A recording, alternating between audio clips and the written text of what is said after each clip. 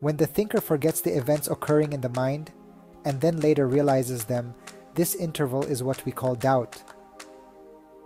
The idea of doubt is not just an uncertainty or an indecision that the peculiar individual with a mind experiences. Doubt is built into the very nature of reality itself.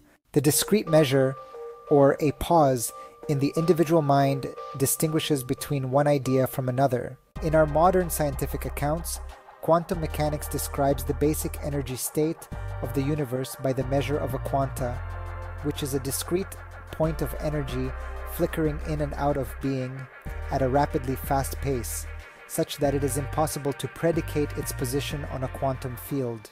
Quantum fields can be characterized as invisible fields of information that exist independently of space and time.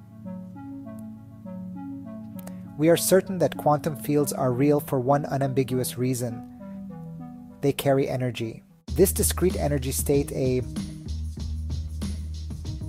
packet of energy whose instantaneous entrance into being is also simultaneously its exit into non-being, or nothing, characterizes the physical side of the abstract notion of reason in the human mind, known as thought.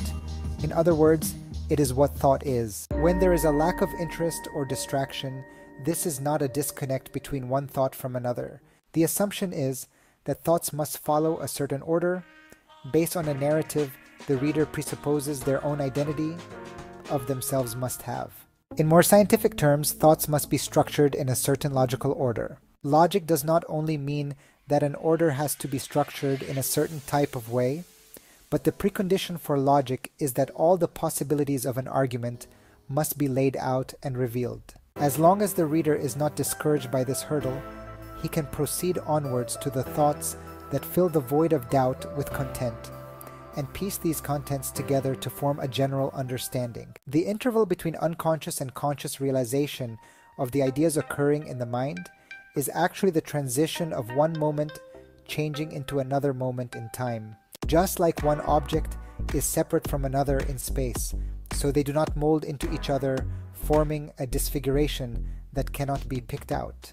There are also these separations between moments in time that correspond to distinctions between ideas in the mind.